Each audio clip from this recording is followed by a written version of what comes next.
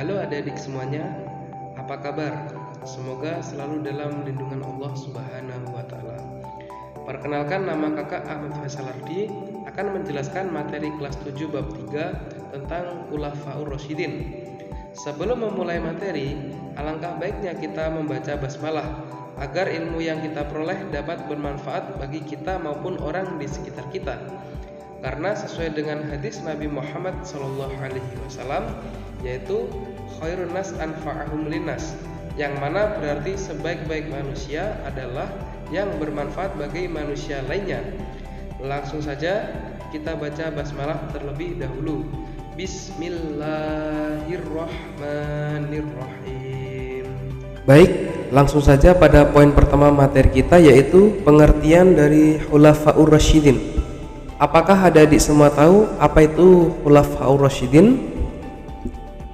Baik, Khulafaur Rasyidin terdiri dari dua kata, yaitu khulafah dan ar-rasyidin.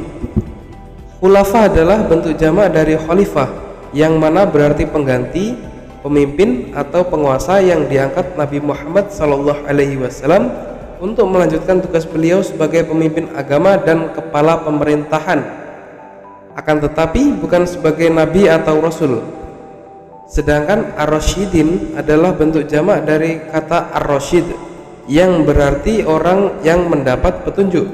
Jadi dapat disimpulkan bahwa Khulafaur Rasyidin adalah orang yang ditunjuk sebagai pengganti, pemimpin atau penguasa yang selalu mendapat petunjuk dari Allah.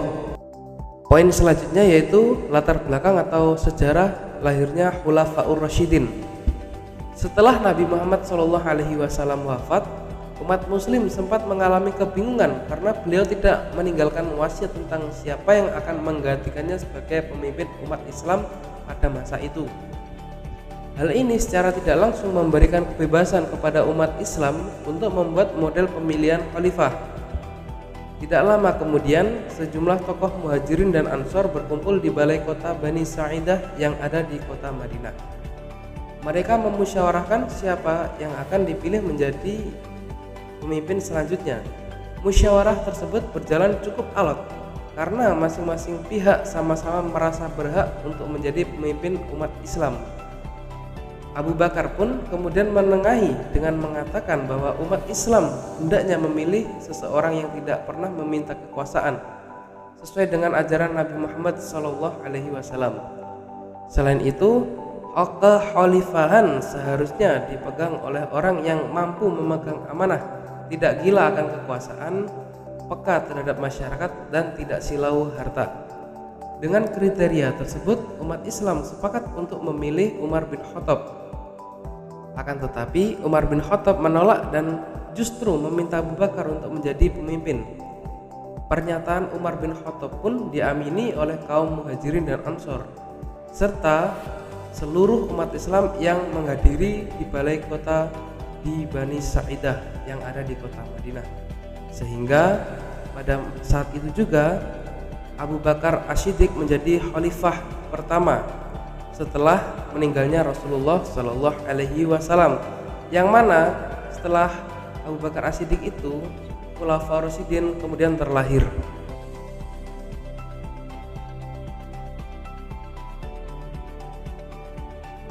Baik, poin selanjutnya yaitu biografi dari masing-masing anggota Khulafaur Rasyidin. Yang pertama yaitu Abu Bakar As-Siddiq. Abu Bakar As-Siddiq lahir pada tahun 573 Masehi dari sebuah keluarga terhormat di Mekah, 2 tahun 1 bulan setelah kelahiran Nabi Muhammad SAW. Nama aslinya adalah Abdullah bin Abu Quhafah. Ia mendapat gelar As-Siddiq setelah masuk Islam. Abu Bakar diberi gelar oleh Rasulullah As-Siddiq, artinya yang benar. Mengapa demikian? Karena ketika itu Rasulullah SAW melakukan Isra Mi'raj, yaitu melakukan perjalanan malam dari Masjidil Haram di Mekah ke Masjidil Aqsa yang ada di Palestina, dan naik ke langit sampai ke Sidratul Muntaha dalam waktu sepertiga malam. Pada peristiwa itu Rasulullah diberi tugas oleh Allah berupa sholat 5 kali sehari semalam. Ketika berita ini disampaikan kepada orang-orang kafir di Mekah, serentak orang-orang kafir Mekah tidak mempercayainya Bahkan mereka menganggap bahwa Nabi Muhammad SAW melakukan kebohongan. Akan tetapi Abu Bakar langsung membenarkan apa yang dikatakan oleh Nabi Muhammad SAW. Perlu diketahui juga, Abu Bakar As-Siddiq termasuk as-sabiqunal awwalin, atau orang-orang yang pertama kali masuk Islam. Ketika ia masuk Islam, seluruh harta dan jiwanya ia korbankan untuk membela agama Islam yang pada saat itu masih belum berkembang pesat seperti saat ini. Dengan kegigihan dan keleuletannya, beliau setia mendampingi Nabi Muhammad SAW untuk selalu berdakwah mengajarkan ajaran Islam. Abu Bakar As-Siddiq sudah memberi contoh yang baik. Ia selalu mengorbankan jiwa dan raganya hanya untuk kejayaan dan perkembangan Islam. Ia juga patuh pada ajaran agamanya. Kita yang sudah mengenal Islam sejak kecil, sejak sekolah taman kanak-kanak, sudah diajari tentang sholat, tentang berbuat baik. Tentu sekarang tinggal mengamalkannya dalam kehidupan sehari-hari. Kita juga harus yakin jika kita dan orang lain berbuat baik, niscaya dunia ini akan aman dan tentram. Tidak akan ada lagi peperangan dan permusuhan. Yang kedua yaitu Umar bin Khattab radhiyallahu anhu. Umar bin Khattab bin Nufail bin Abdul Uzza, atau yang lebih dikenal dengan Umar bin Khattab, adalah salah satu sahabat Nabi Muhammad SAW yang juga adalah khalifah kedua setelah Abu Bakar As-Siddiq. Umar dilahirkan di kota Mekah dari suku Bani Adi, salah satu rumpun suku Quraisy, suku terbesar di kota Mekah saat itu. Ayahnya bernama Khattab bin Nufail al-Sim al-Quraisy dan ibunya Hantamah binti Hashim. Umar memiliki julukan yang diberikan oleh Nabi Muhammad SAW, yaitu Al-Faruq, yang berarti orang yang bisa memisahkan antara kebenaran dan kebatilan. Umar bin Khattab adalah orang yang sangat berani sehingga ia dijuluki singa padang pasir. Sebelum masuk Islam, ia sangat ditakuti oleh orang-orang Islam karena kebengisannya. Begitu juga setelah masuk Islam, ia juga sangat ditakuti oleh musuhnya, yaitu orang-orang kafir. Meskipun keras kepala, tetapi hati beliau sangat lembut. Ia keras terhadap orang-orang yang mengingkari ajaran Islam atau orang-orang kafir, tetapi ia sangat lembut terhadap orang-orang yang baik. Ketika menjadi pemimpin, ia selalu mendahulukan kepentingan orang banyak. Ia tidak pernah mendahulukan kepentingannya sendiri. Prinsip dari Umar bin Khattab radhiyallahu anhu adalah lebih baik tidak makan dan tidur di lantai daripada makan enak dan tidur di istana sementara rakyat yang dipimpinnya menderita, meskipun itu hanya satu orang saja.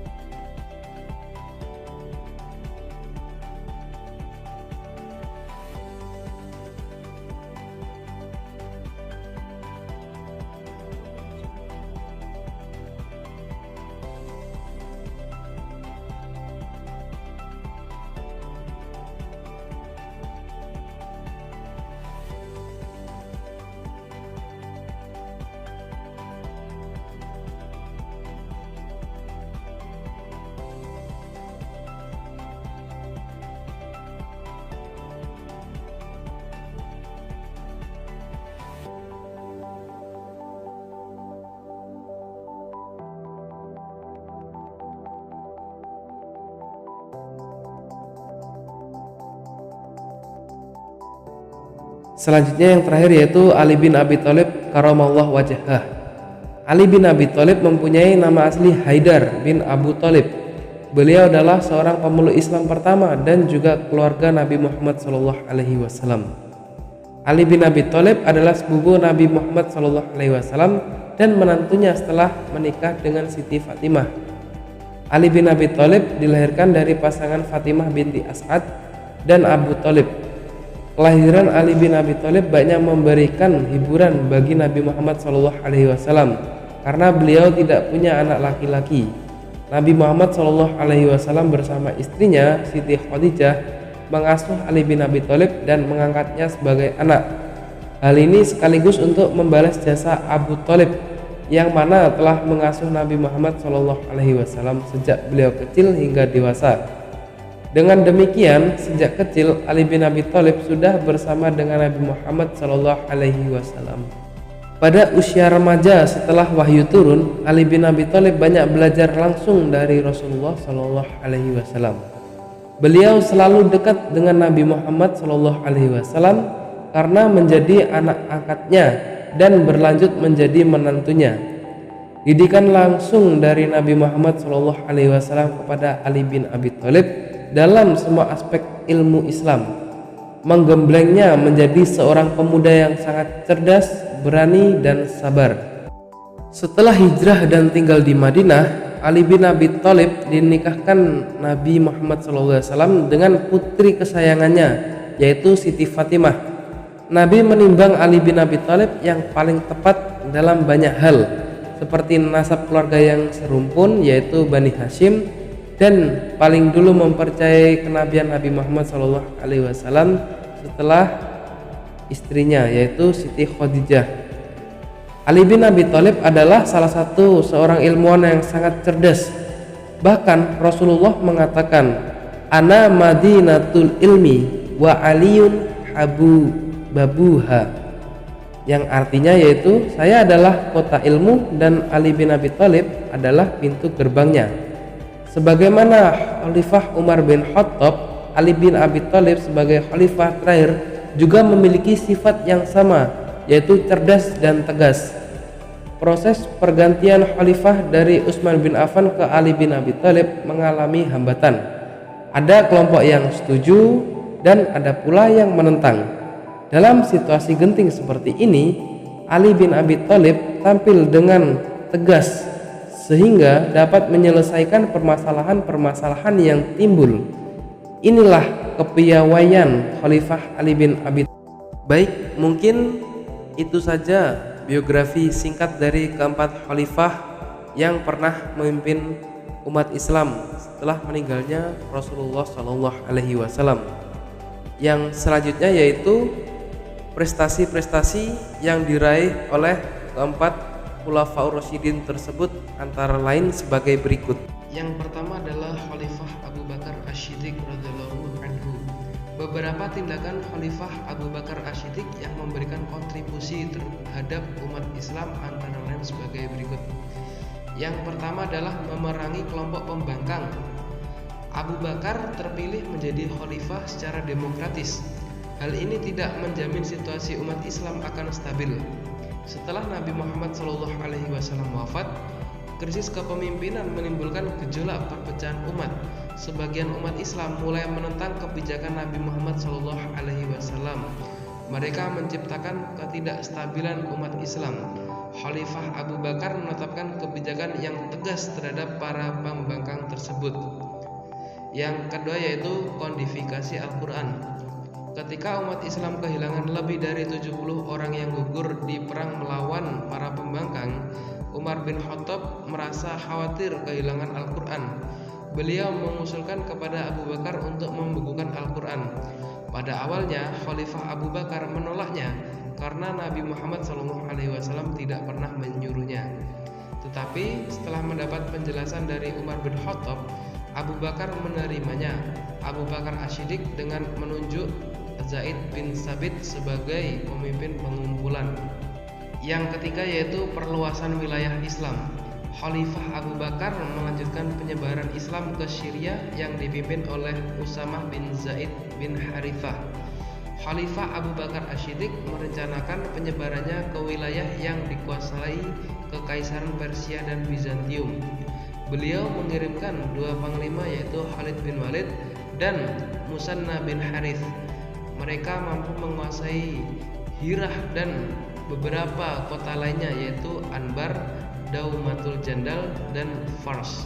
Kekaisaran Bizantium dijadikan kota Damaskus, Syria sebagai pusat pemerintahan di wilayah Arab dan sekitarnya.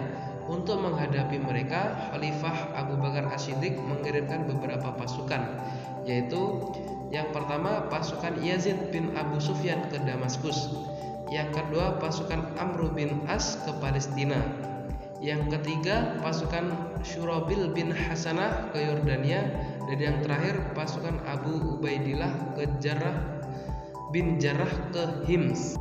Yang selanjutnya yaitu Khalifah Umar bin Khattab radhiyallahu anhu. Berikut merupakan prestasi yang telah diraih Khalifah Umar bin Khattab selama menjabat menjadi khalifah. Yang pertama yaitu perluasan daerah Islam. Usaha perluasan daerah dan pengembangan Islam di Persia dan Syria yang telah dilakukan pada zaman Khalifah Umar bin Khattab hingga selesai, dan juga perluasan daerah dan pengembangan Islam di Mesir.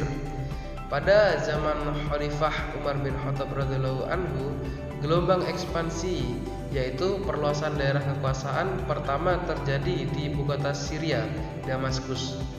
Kota ini jatuh pada tahun 635 Masehi dan setahun kemudian setelah tentara Bizantium kalah di pertempuran Yarmuk, seluruh daerah Syria jatuh di bawah kekuasaan Islam. Yang kedua yaitu mengatur administrasi dan keuangan pemerintahan.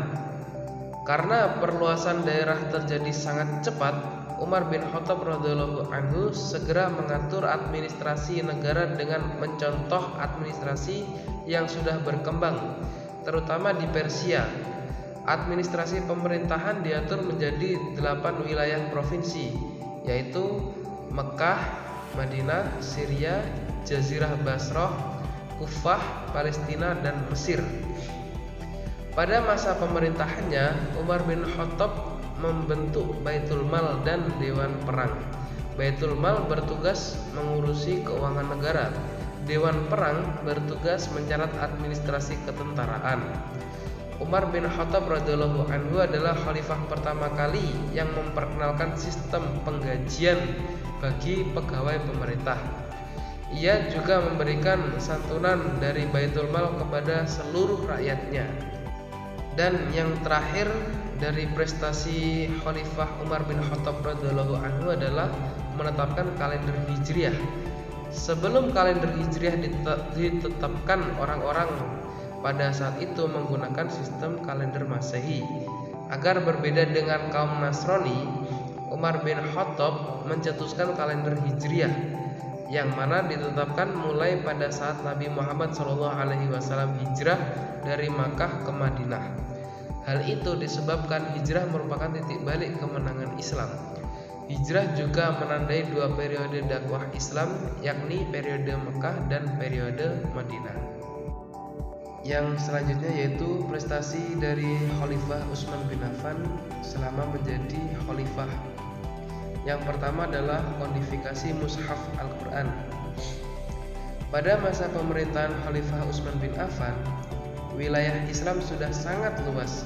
Hal ini menimbulkan kekhawatiran akan terjadinya perbedaan pembelajaran Al-Quran di beberapa pelosok wilayah. Perbedaan itu meliputi susunan surahnya atau lafal atau dialeknya. Salah seorang sahabat bernama Huzaifah bin Yaman melihat perselisihan antara tentara Islam ketika menaklukkan Armenia dan Azerbaijan. Masing-masing pihak menganggap cara membaca Al-Quran yang dilakukan adalah yang paling baik. Perselisihan tersebut kemudian dilaporkan oleh Huzaifah bin Yaman kepada Khalifah Utsman bin Affan. Selanjutnya Khalifah Utsman bin Affan membentuk sebuah panitia penyusunan Al-Quran. Panitia ini diketuai oleh Zaid bin Thabit yang beranggotakan Abdullah bin Zubair dan Abdurrahman bin Harith. Tugas yang dilaksanakan adalah menyalin ulang ayat-ayat Al-Quran dalam bentuk buku yang disebut mushaf. Salinan kumpulan Al-Quran itu disebut mushaf oleh panitia mushaf, diperbanyak sejumlah 4 buah. Salah satunya tetap berada di Madinah, sedangkan 4 lainnya dikirim ke Madinah, Suriah, Basrah, dan Kufah. Semua naskah Al-Quran yang dikirim ke daerah-daerah ini dijadikan pedoman dalam penyalinan berikutnya di daerah masing-masing. Naskah yang ditinggal di Madinah disebut Mushaf Al-Imam atau Mushaf Utsmani. Yang kedua yaitu renovasi Masjid Nabawi. Masjid Nabawi adalah masjid yang pertama kali didirikan oleh Nabi Muhammad SAW pada saat pertama kali tiba di Madinah dari perjalanan hijrahnya. Masjid ini pada mulanya hanya kecil dan masih sangat sederhana. Dengan semakin banyaknya jumlah umat Islam, maka Khalifah Umar bin Khattab mulai memperluas masjid ini. Masjid Nabawi telah mulai dibangun sejak masa Khalifah Umar bin Khattab yang kemudian dilanjutkan merenovasinya dan diperluas oleh Khalifah Utsman bin Affan. Selain diperluas, Masjid Nabawi juga dibangun dengan bentuk dan coraknya yang lebih indah. Prestasi yang ketiga yaitu pembentukan Angkatan Laut. Pada masa Khalifah Utsman bin Affan, wilayah Islam sudah mencapai Afrika, Siprus hingga Konstantinopel. Muawiyah yang saat itu menjabat sebagai gubernur Suriah mengusulkan dibentuknya Angkatan Laut. Usul itu disambut dengan baik oleh Khalifah Utsman bin Affan. Dan yang terakhir yaitu perluasan wilayah Islam. Serangkaian penaklukan bangsa Arab dimotivasi oleh semangat keagamaan untuk menjadikan dunia memeluk dan mengakui Islam.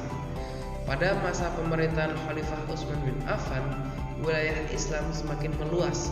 Wilayah perluasan di masa Khalifah Utsman bin Affan antara lain sebagai berikut. Yang pertama yaitu perluasan ke Khurasan di bawah pimpinan Sa'ad bin As dan Huzaifah bin Yaman. Yang kedua yaitu perluasan ke Armenia yang dipimpin oleh Salam Robiah al-Bahli. Yang ketiga yaitu perluasan dari Afrika Utara yaitu Tunisia yang dipimpin oleh Abdullah bin Sa'ad bin Abi Sa'ad bin Abi Sarah. Dan yang terakhir yaitu penaklukan Rai dan Azerbaijan yang dipimpin oleh Walid bin Uqbah. Baik, yang terakhir yaitu prestasi daripada Khalifah Ali bin Abi Thalib karamallahu wajhah. Yang pertama yaitu mengganti pejabat yang kurang cakap dalam bekerja. Khalifah Ali bin Abi Thalib menginginkan sebuah pemerintahan yang efektif dan efisien. Oleh karena itu, beliau kemudian mengganti pejabat-pejabat yang kurang cakap bekerja. Akan tetapi, pejabat-pejabat tersebut ternyata banyak yang berasal dari keluarga Khalifah Utsman bin Affan, yaitu Bani Umayyah. Akibatnya, makin banyak kalangan Bani Umayyah yang tidak menyukai Khalifah Ali bin Abi Thalib. Yang kedua yaitu membenahi keuangan negara atau Baitul Mal.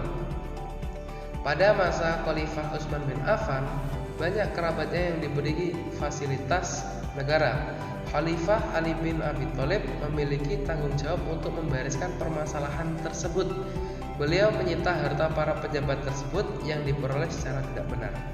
Harta tersebut kemudian disimpan di Baitul Mal dan digunakan untuk kesejahteraan rakyat. Dan yang ketiga yaitu memajukan bidang ilmu bahasa. Pada saat Khalifah Ali bin Abi Thalib memegang pemerintahan, wilayah Islam sudah mencapai India. Pada saat itu, penulisan huruf hijaiyah belum dilengkapi dengan tanda baca seperti kasrah, fathah, dan dhammah. Hal itu menyebabkan banyaknya kesalahan bacaan teks Al-Quran dan hadis di daerah-daerah yang jauh dari Jazirah Arab. Dan yang terakhir yaitu bidang pembangunan. Khalifah Ali bin Abi Thalib membangun kota Kufah secara khusus. Padahal pada awalnya kota Kufah disiapkan sebagai pusat pertahanan oleh Muawiyah bin Abi Sufyan. Akan tetapi kota Kufah kemudian berkembang menjadi pusat ilmu tafsir, ilmu hadis, ilmu nahwu, dan ilmu pengetahuan lainnya. Dengan alasan itulah maka Khalifah Ali bin Abi Thalib membangun kota Kufah ini secara khusus. Mungkin sekian materi yang dapat kakak sampaikan kepada adik-adik semuanya. Kurang lebihnya mohon maaf. Wallahul muwaffiq ila aqwamit thoriq. Wassalamualaikum warahmatullahi wabarakatuh.